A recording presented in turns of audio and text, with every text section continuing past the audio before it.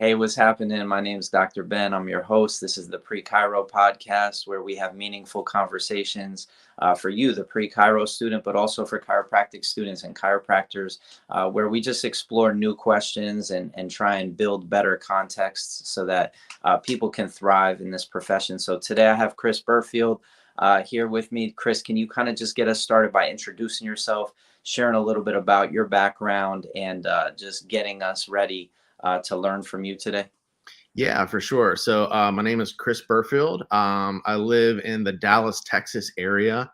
I've been married for be 17 years this year. I've got one daughter, and I have been involved with the chiropractic profession since 1997. So I myself am not a chiropractor, but I started off as a chiropractic assistant, and we can get into that journey later.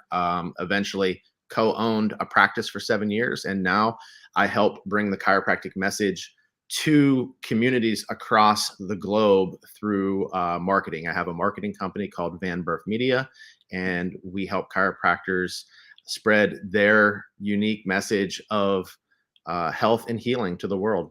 hmm And can you kind of talk about the inspiration for this media company and why you believe this is your best way to make an impact in the world? Because you could have gone in many different directions.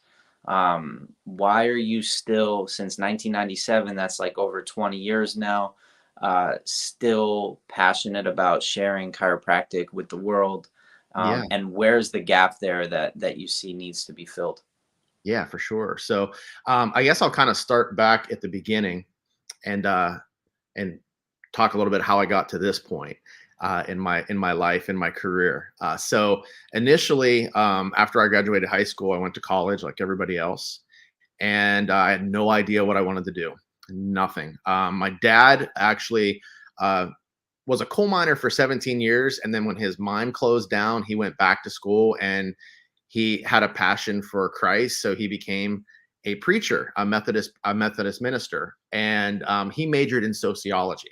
So that's what I chose as my major going into it because I was just like, I don't know what I want to do. My dad majored in this. Maybe I'll just pick that. Well, bad idea. Had no passion for it, no love for it, and as a result, I ended up failing out of school within the first 2 years. So at that point, I had to get a job, and because my parents were like, "You're not living with us the rest of your life, so you need to go find a job."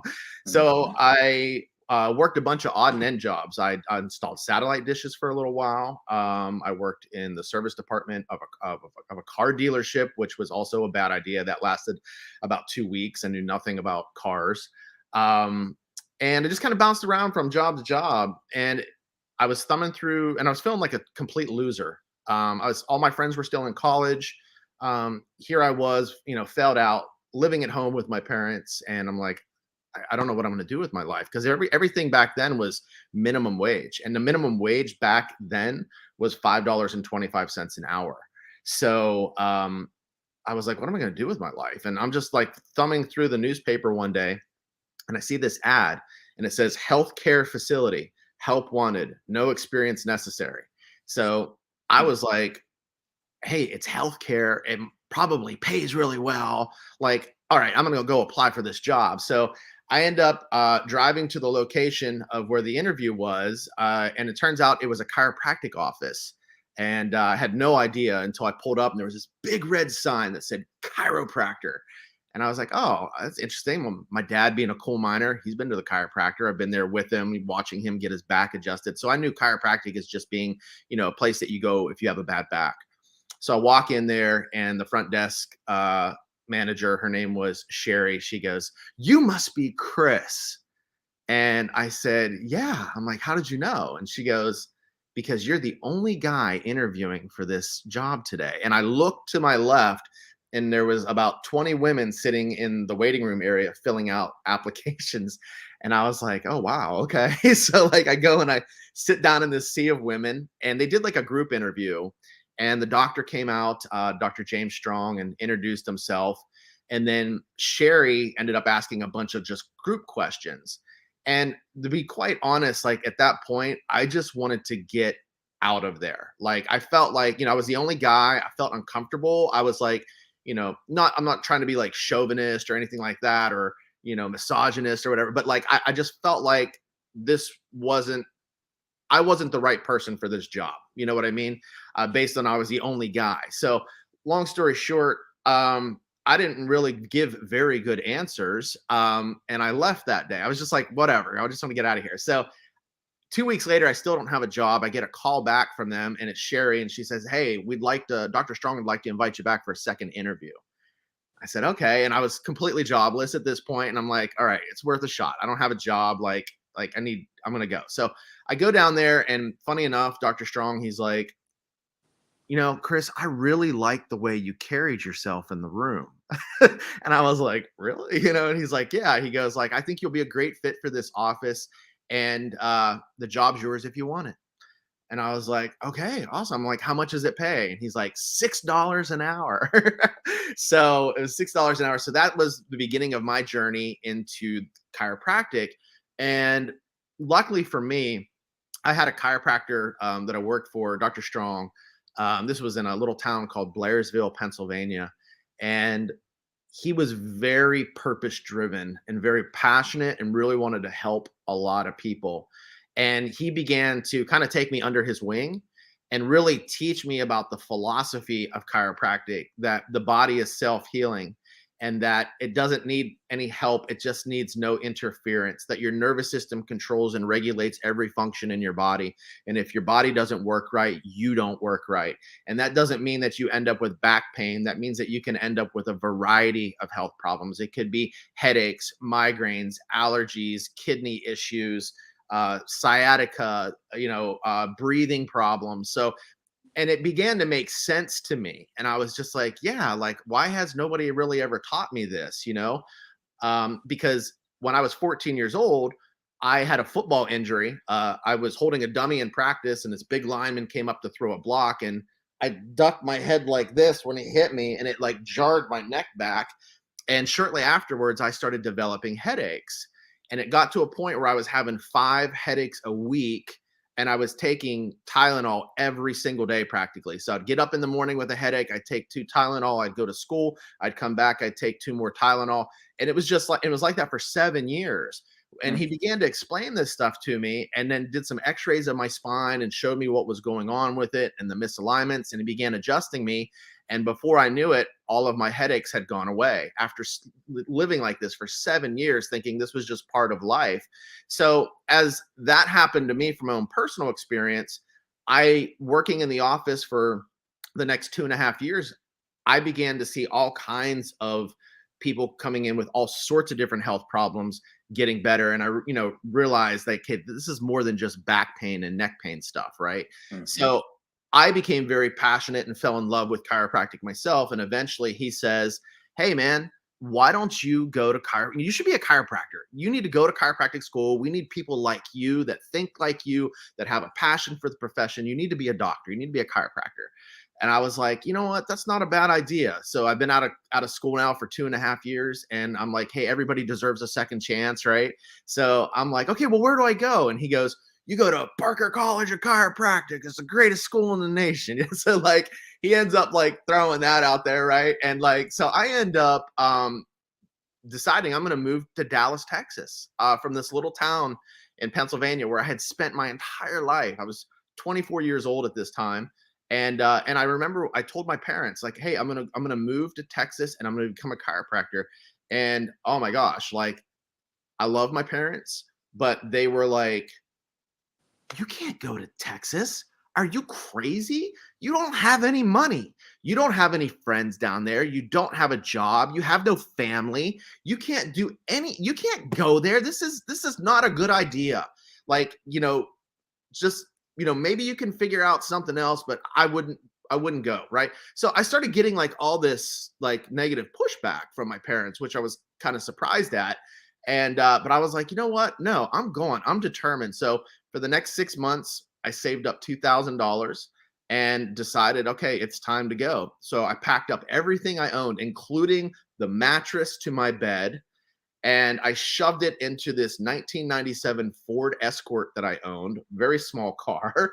And I started off on my journey to Dallas, and I got about 5 to 10 miles down the road and the engine blew up on my car.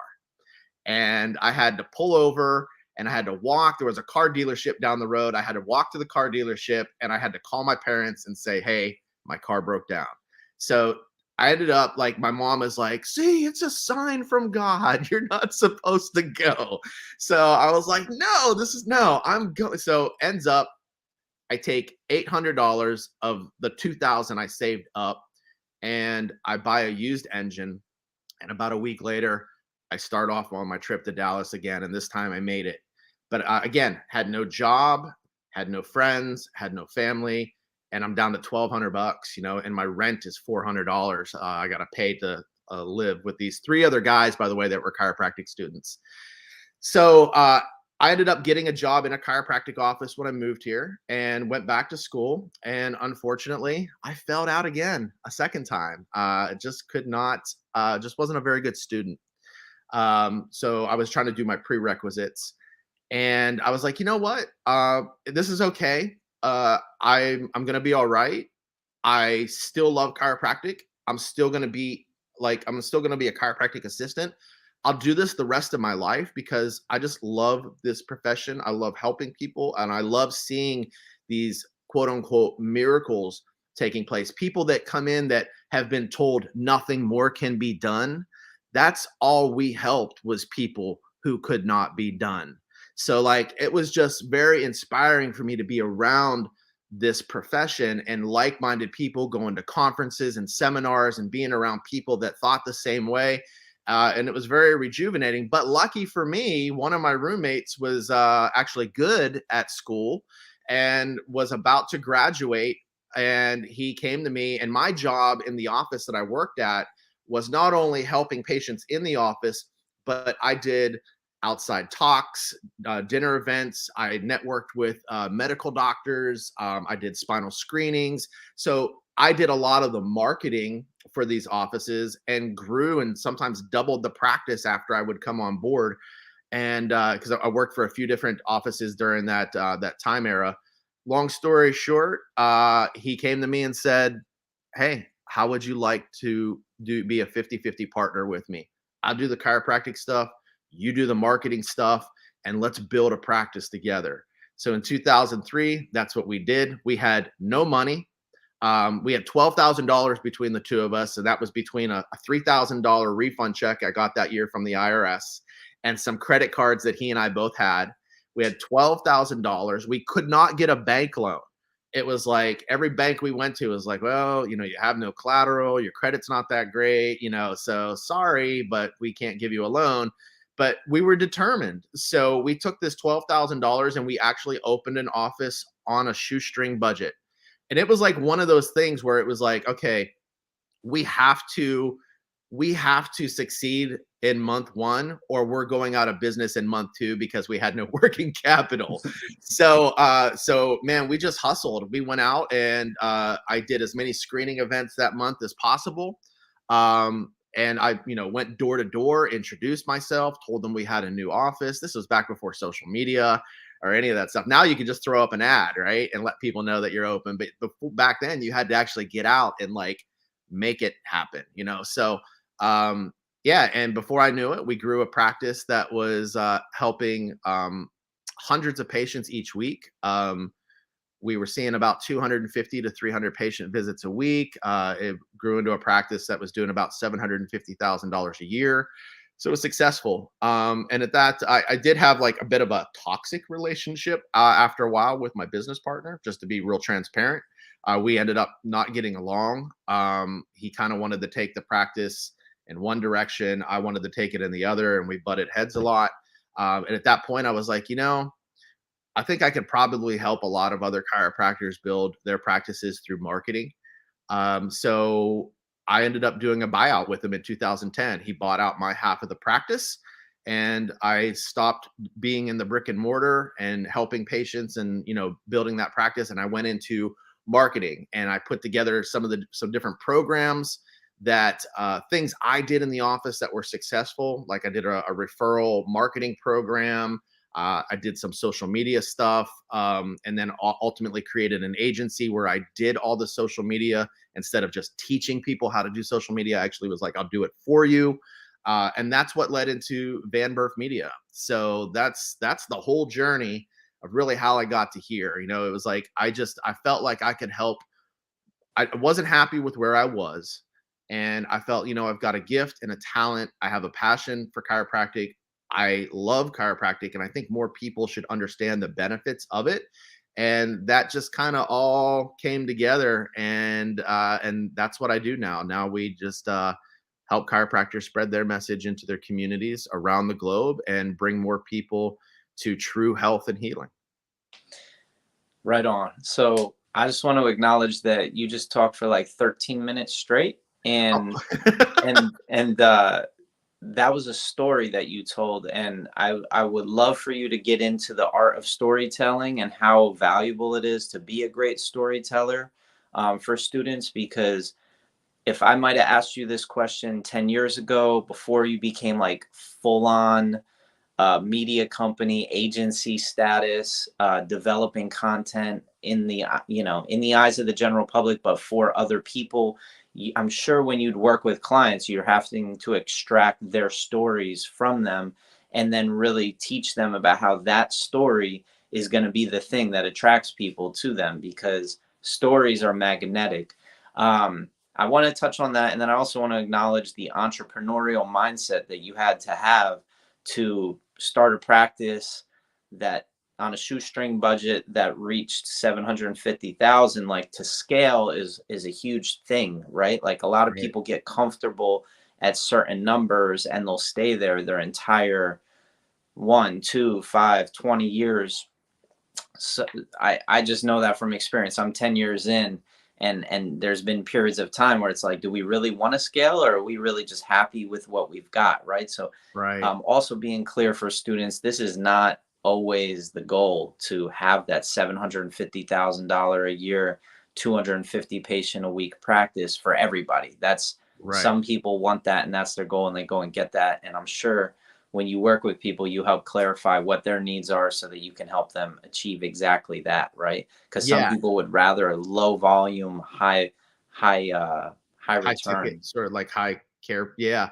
Yeah. Yeah, exactly. It all depends on, like, I mean, I work with clients where they do a lot of like neuropathy, and they're spending a lot of time with each patient on each visit. It's not just a 10-minute visit. They might be spending 45 minutes with one patient. So they have lower volume, but they're charging higher case fees because these people are going and getting drugs that their medical doctor just thrown at them. Here, take this and you'll be fine. And then they're just on these drugs forever. And they're actually spending time removing the interference to what's causing their neuropathy in the first place, and that, and ultimately getting rid of it. So yeah, it all depends on really what my clients' goals are, because everybody's different. And everybody practices different. Everybody has different techniques. And that's one of the things that I kind of like focus on, is like just finding out like what their superpowers are. So Mhm. what is it that you do that makes you so unique and so different?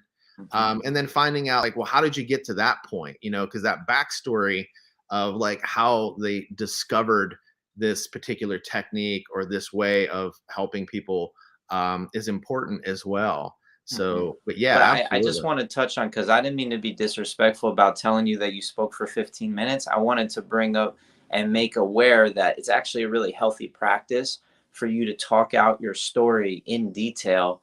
And the goal should be to get to 15 minutes, for a student who's like trying to practice developing their story, all the frustrations and challenges and emotional hot buttons, the desires and the things that basically became roadblocks in their path that had them Right. go in different directions and come out with new understanding, right? Yeah, exactly. And like, through story, that's how people relate to you. So I'm sure, as like I was telling my story, I'm sure some of the people that are thinking about going to school to be a chiropractor, some of them might be experiencing some of that negative feedback from friends and family. Oh, you can't do that. Why do you want to do that? Like, there's no money in that. So there's like, this. So when they hear a story like that and they say, oh, wow, like I can relate to that. I'm going through that myself. Hey, this guy did it. If he did it, I can do it too.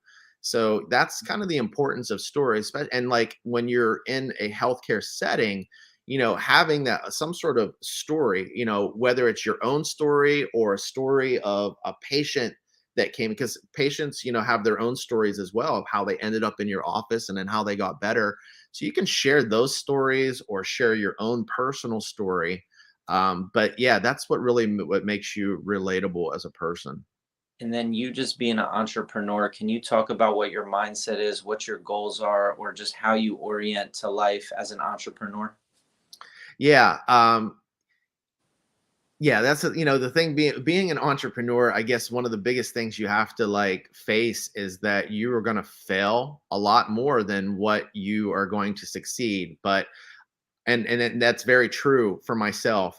However, I've succeeded at times that I have succeeded. They were big wins. You know what I mean? So it's like you always have to keep pushing forward no matter what. And that's the mindset you really have to have when you go into starting like a chiropractic office. That, kind of like when, I had $12,000 to start with, right? And it was like, okay, I have to make something happen this month, or I'm not going to have this office next month. It's going to be a downward spiral. So, and it's like, and you just have to keep going. And, you know, I remember like when we first started going out and doing these screenings, I think like the first, like, I think that first month, I'm going to say, I think we did somewhere around between 20 and 25 screenings, but it was like the first 5 screenings, we had one new patient that we got from that.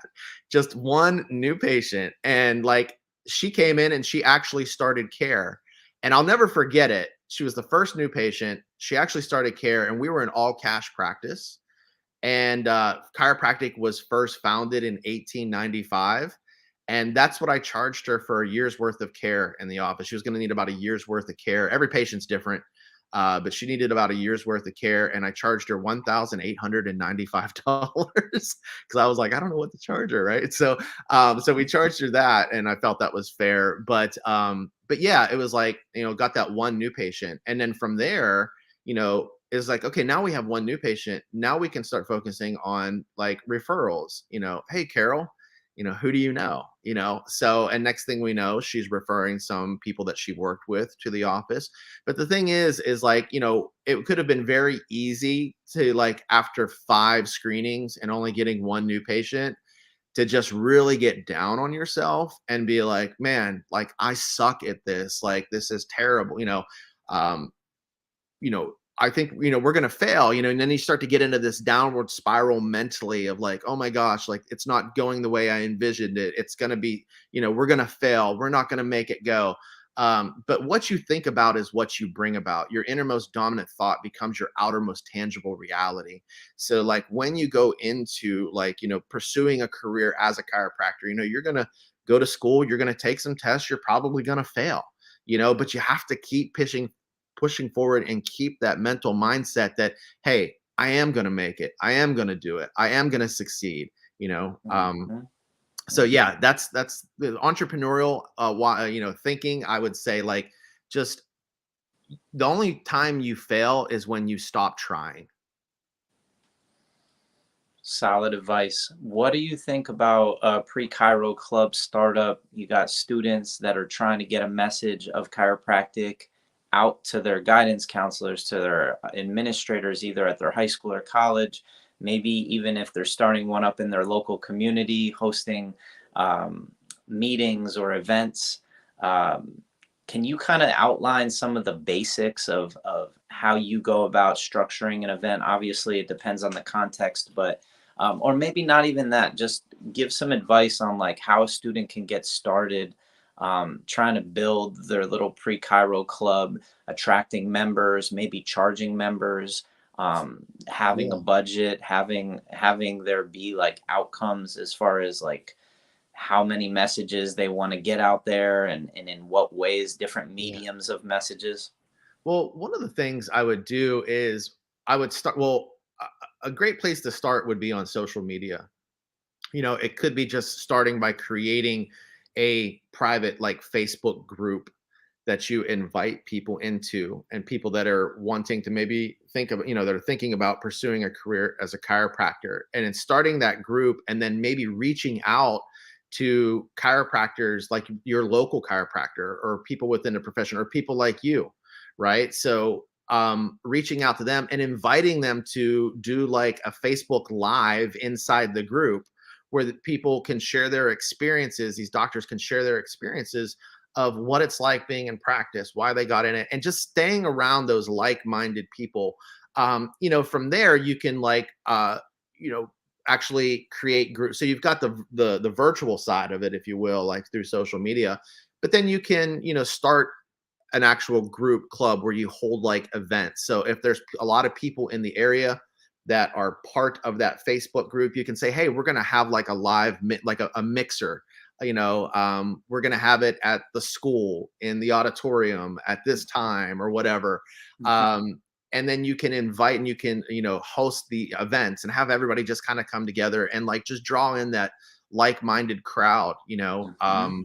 Mhm. That would probably be one of the ways I would approach it in this day and age versus just trying to do grassroots and going out into the public and meeting people. Like I would put the message out on social media and then spread it around your school. Hey, look, I've started this group, whatever you want to call it, and for anybody that's interested in learning more about being a chiropractor, come join the Facebook group and Mhm. and then like I said, reach out to some doctors and see about doing like interviews with them. Just get on and ask questions, kind of like the way we're doing right now. Absolutely. Do you have any specific programs or courses that you've taken that have helped you be a better marketer or a better communicator through these different mediums, whether it be Y- social media or even yeah, just within offices? I follow a specific so there's a lot of stuff out there, right? So it all really depends on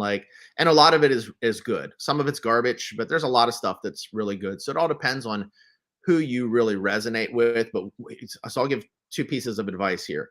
One, I follow a guy. I've been following him since 2008. His name is Frank Kern.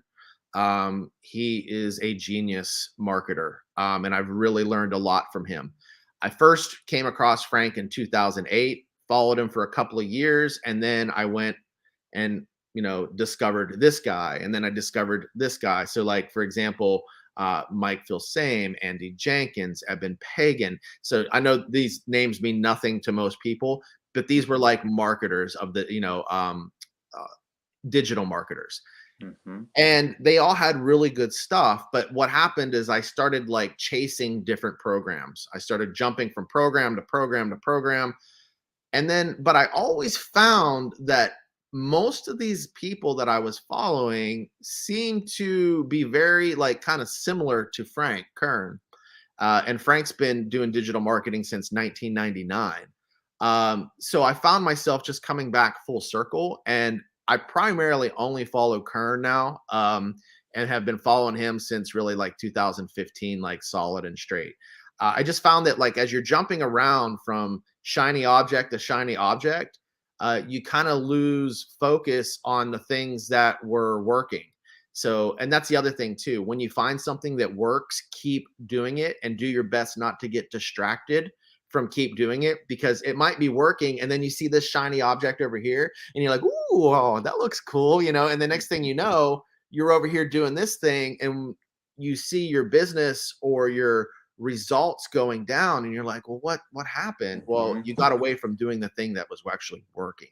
So, Yeah. yeah, I would. Frank Kern is somebody that I follow. He's been a mentor of mine for a very long time. And you follow him to just stay up on the new strategies he's identifying are important given the technologies available, I or follow is him mainly because he really understands human behavior.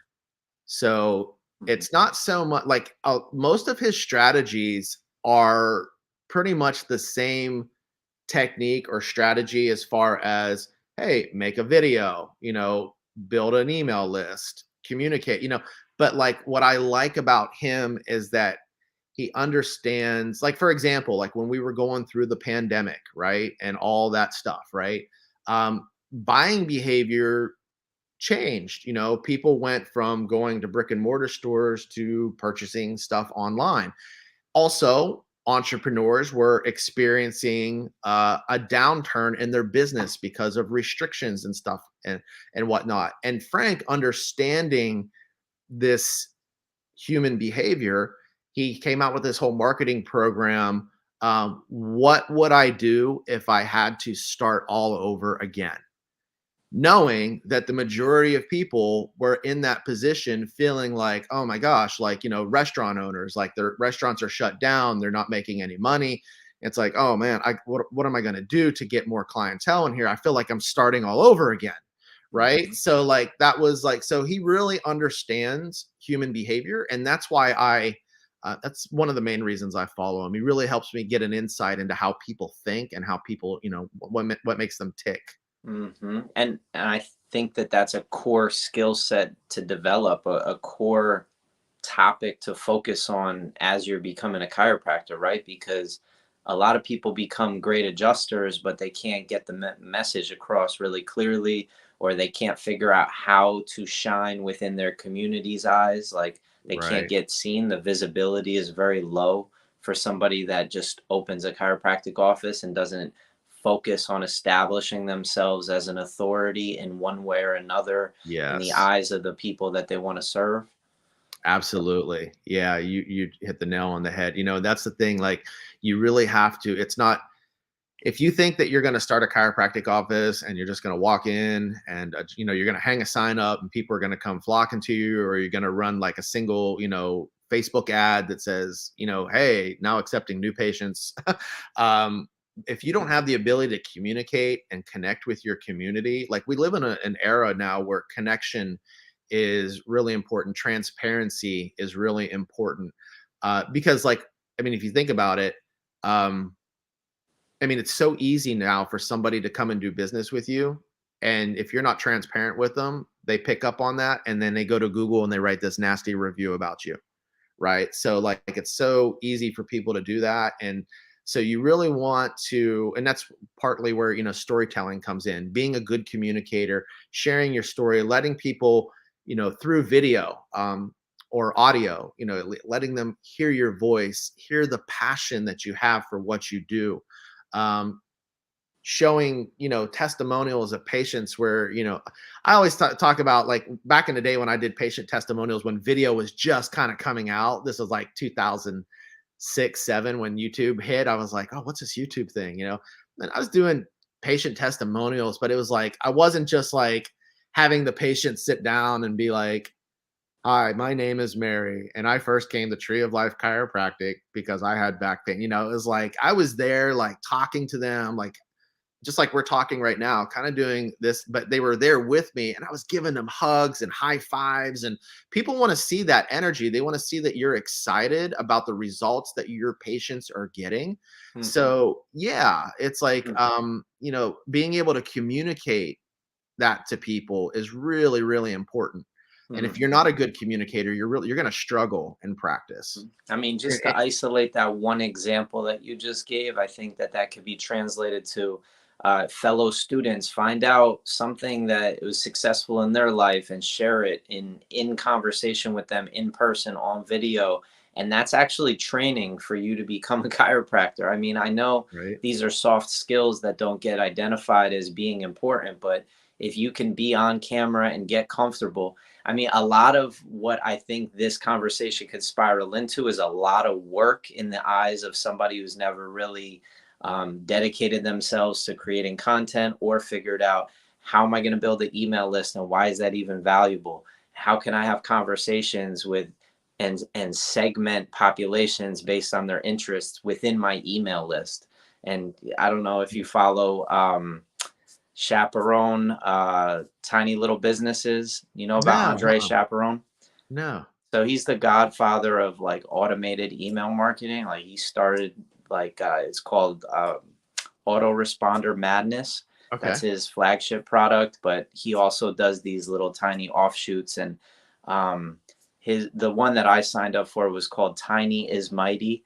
And this is Hmm. all mostly written copy that you sign up once a month. They give you their article of the month, and they're just trying to basically have a conversation with you that is really long, but keeps your attention and helps, you Yeah. click on certain things, and they teach you how, by clicking on that hyperlink within an email, that it sends you into what's called a closed loop, and you stay in this open loop if you never click hyperlinks. And this is like Okay. advanced stuff, but I Right. find it to be very valuable when we're trying to figure out how to keep people's attention with chiropractic, because Right. if you just said most people come in for back pain, or they just go to the back doctor, they're not really open to hearing a story. You have to like slowly bring them in to this story, but also keep their attention and figure out which aspects of the story they're most interested in, right? Right. So anyway, I just wanted to share with you like my depth of understanding based on when I became a chiropractor, like a licensed chiropractor. I didn't necessarily know about any of these skills, but the longer you're in practice, the more you begin to value marketing, and the more you value marketing, the more you begin to recognize digital marketing. Because I studied with the guy Evan Pagan, and I know about Mm. Frank Kern. But this is just all independent study, and I feel like students need to know about this stuff like really early, get I exposed do. to these types of characters who are going to help contextualize, like, yeah, email is always been a way to like help Yeah. recognize things. Yeah, and that's the thing, like, some people, email marketing is not dead, if you do it properly and you actually have content that people find valuable, they Mhm. look forward to getting your emails, and you have to be able to, get people to open your emails to start with. So, like, really the most important part of an email is your subject line. So, and Yeah. if you're sending out emails that are like, "We're closed on Friday," I mean, it might get it open, but there's really no value in something like that. Like, one of the things that I help chiropractors do as well is, I have a small group where we're doing like sort of like their own reality show Mhm. for YouTube. So um, they are recording video each week, and we edit it and piece it together, and it'll be like where they're sharing a patient's story. They're showing some of their adjusting, and it's like none of this like Y strap, crazy stuff. Like, it's actually like, we present it in a way that people say, "Oh, wow, that looks very pleasant." But Mhm. like, Mhm. yeah, so we're doing that. And then we're mixing in part of like their personal life into it. So this one group, a couple of doctors I work with, they're doing like, they love fast cars. So one of them owns a Lamborghini, and then the other brother owns like a BMW motorcycle. But then they have patients that come into their practice that also have like, really killer cars. Like, this one girl had this really jacked up like Jeep Wrangler with huge tires and the KC lights, and it was like tie dye, like painted. It was painted like tie dye. It was really cool looking. But they had her bring the car in. They did like a little tour, went for a ride in it and stuff like that. So, and they talk to their patients while they're out driving around in these cars, and it's just these little extra Mhm. things that make it more entertaining for people. And it's Mhm. not just like, hey, I'm a chiropractor. Here's a patient that had headaches and she is better, right? They're incorporating their personal life where people kind of get to know more about them on that human side as well. So, like, creating Mhm. like these fun little reality shows, and the videos are only like maybe like 8 to 10 minutes. Like, Mhm. they're not real long. Mhm. But those are the types of things that you can send out in an email to your patients. And if Mhm. you create like this reality show, then it's like and you're doing it every week, like Thursdays at noon, then every Thursday at noon, you're blasting out an email with a link to your YouTube channel to go check out the latest video. Mhm. And people find it fun, it's exciting, it's entertaining, it's educational, it's edutainment, if you will. And Mhm. they tend to want to share those things more with their friends and family versus just a video that's just trying to quote unquote pitch them to come in as a new patient. And just to make it real, I mean, you're telling people, or you're encouraging your clients to go and film maybe 5 different scenes and then send you the footage and you'll handle the rest, E or exactly, right? So they just use their iPhone and they film like a segment like in the office of some adjusting. Maybe film a segment of them actually talking with a patient about a particular problem that they had. and how, what kind of results they got. And then maybe a segment of like with these guys in particular, where they're taking a ride in the car. Like one of them, like brought their patient in. She had like a Mustang or whatever, and they were riding in the car talking about her problem that she came to see them with and what kind of results she got, all while they're like riding around in this Mustang. And she ends up like gunning it, and it's like, "Whoa," and she's like doing like he's like, Kelly, how fast were you going? She's like 80, but don't tell the cops. Mm-hmm. So it's like, just like fun stuff like that. So yeah, so they're just filming like these little segments, and Mm-hmm. then we're just piecing it together. Very cool. Very cool. No, I mean, yeah, that's how you really attract people to be more interested in who you are when you show them who you are. Yeah, Exactly. no, I appreciate you going deep on that, not only for my personal benefit, but for any students that are trying to tell this story of like what the life of a chiropractic student is. One of my biggest frustrations, or why I'm doing this project, is because I believe that the profession is disconnected from the public, Yeah. not from a professional standpoint, but from like an education standpoint. Like nobody knows why you would want to go to chiropractic school. The MCAT is this shiny object you mentioned that everybody is racing towards, not because they have clarity of like what the MCAT will do to better their life or whether this path is the right path for them, but like you said, their friends and family are pressuring them Right. to become a doctor or to go into healthcare.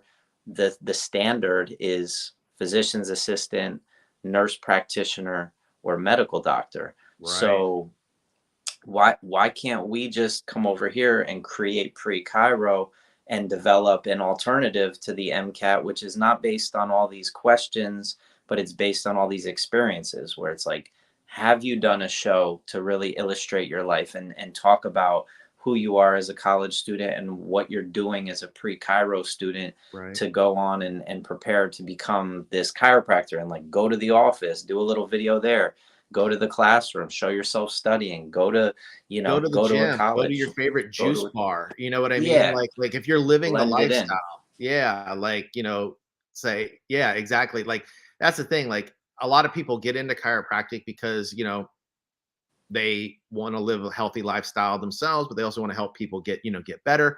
So, like, if you're living that lifestyle, show people that you're living that lifestyle, because people tend to be attracted to people that practice what they preach. You know what Mhm, I mean? Like my mhm. grandmother, she was uh, passed away last year. She was 86, but she was obese. Like she was a big woman. And she always used to tell me, do as I say, not as I do. That was her thing. But it was like, yeah, but like you just don't like take you seriously when you look like that. You know what I mean? So Mhm, like mhm. when when you're, taking care of yourself and being healthy yourself, and you can convey that message, hey, look, like, you should be moving your body, even if it's just, going for a walk for 20 minutes a day, or you should be eating, healthy greens. That's one of the reasons I go to my favorite juice place every day. You know Mhm, what I mean? So like, and you're just mhm. showing that type of stuff, people tend to like, oh wow, yeah, they're actually practicing what they preach. And I mean, just in regards to marketing, we're looking at a population on a college campus that's arguably living some of the most unhealthy lifestyles, right? They're Right. sitting all day and then they Right. party all night and they're eating like crap because they're on a student budget. True. And then if we could start to have students say, actually, there's not a freshman 15 where you gain 15 pounds, but there's a pre-Cairo 15 where when you become a Mm. pre-Cairo student, you add 15 healthy lifestyle choices. Now all of a Oh dude, sudden that's we're awesome. increasing student wellness on the college campuses. Maybe we're bringing chiropractors into the health centers on college campuses to do the marketing and education to the Yeah, college campus. There's so many I different like the way your brain thinks. I, I appreciate it, bro. It's all about identifying all these gaps, and Yeah. chiropractic talks. You have a company called Brain Based Marketing, right? Yeah, that's actually like a division of my of Van Burke Media, and that is based around we use a lot of the latest research in neuroscience on how people's brains work. Like all decision making happens inside the primal brain. So you've got basically like 3 layers of brain in here. Everybody thinks we just have like one big brain. You've got your primal brain, and then you've got like your limbic system, which is where like the emotions and stuff are. And then you have like your analytical brain. So people never buy based on just because something is rational, right? They buy based like the primal brain taps in, like it's connected with that limbic system, right? And and it's emotion driven. So I'll give you an example. The primal brain understands contrast very quickly. So, for example, and I'm going to use an unhealthy example here. If I came to you with a McDonald's burger, right? We all know what a McDonald's burger looks like. And I said, you have the choice between this burger, this McDonald's burger, or you can have Burf's burger. And my last name's Burfield. My friends call me Burf, right? So like you can have Burf's burger, and it's this burger that's about this high. The patties are like this thick. It's dripping with cheese and tomato and all that, and and it just looks real juicy. And I gave you a choice, and I said, which one of these do you want? Your primal brain is going to see the contrast there very quickly and be like, oh, of course, I want a Burf's burger. That's a no brainer. Right. So, and that's kind of like where that term comes from. It's a no brainer because you're using your primal brain to make these decisions. But that's where all decision making takes place. So that's what brain based marketing is about, is taking like this research that they've done through like brain scans and whatnot, and understanding more about how the brain actually makes decisions and using marketing concepts to help people make a better decision to choose a chiropractor. And that's brilliant, right? Because it's speaking the same language of chiropractors to help them recognize the same way they understand the spine and its connection to the brain. If they studied how the brain works from a marketing standpoint, a behavior standpoint, like you've helped them see, then you can actually speak your language to the people. Anyway, I can go on and on with you, but I just am curious as we wrap this up. What are some goals that you have for the chiropractic profession? Do you think that it's reaching its potential? It talks a lot about, reach your potential. Right now, chiropractic is to me a fallback option for many of its incoming students. It's not seen as the primary choice. So from a contrast standpoint, I feel like we're that McDonald's burger, not the Burf burger, Right. as a professional pathway. And I think that needs to shift if we're to upgrade the profession's kind of brand awareness, but also just like alignment with who we are, because we aren't a second class profession. But Right. can I get your thoughts? Yeah, no, I agree with you. It's definitely not living up to its potential. And I think a lot of that, excuse me, has just come from things have changed, you know. The way we market chiropractic today or communicate chiropractic today is different than what it was 10 years ago, 15 years ago. And some of these chiropractors, they're still trying to communicate the way they did 25, 30 years ago. So like my goal for the profession is, and this is a very lofty goal, is that they would understand the power that we have at our fingertips through these digital assets that we have, right? Social media. I mean, things are moving into the metaverse right now. You know what I mean? Which is really wild and crazy. Just on a side note, a friend of mine, he's a chiropractor. His name's Tabor Smith, Dr. Tabor Smith. We recently got involved in an NFT project, and we started this NFT project together. And we're building a theme park in the metaverse. And it's like things are changing just so rapidly, right? And like I feel like chiropractors in general are just so far behind. Like they're still trying to get caught up on social media, and things are transitioning into the metaverse right now, you know? So like my goal just for chiropractors in general would be to start using these digital assets. Don't be afraid to get on video and make a video and tell your story or tell the story of your patients. Don't be afraid to be transparent and let people see, who you really are. because I feel like there's like this shield that's up as well. That's like, you know, I'm a doctor and I have to present myself in a doctorly way, and it's like, Mhm. that's kind of old school stuff. People Mhm. want more of that human connection Mhm. now. And I think with the pandemic and all that stuff, like, my personal thought is, I believe a lot of people lost trust in doctors. Mhm. And, one of the things that, chiropractors were talking about throughout that whole thing was that, hey, look, like, instead of, like, making it mandatory that everybody get a vaccine, why don't we make it mandatory that everybody exercise and eat healthy? And, they just think differently, So Mhm. my point being is that there were a lot of things that came out during that time that ended up, like, the CDC and all of them, they ended up kind of backtracking and say, oh, well, it really wasn't the case. Like, here's what really, and I think people lost trust in a lot of medical doctors. So I think it's a wonderful time to start pursuing a career as a chiropractor, because chiropractors think differently. They've always thought differently.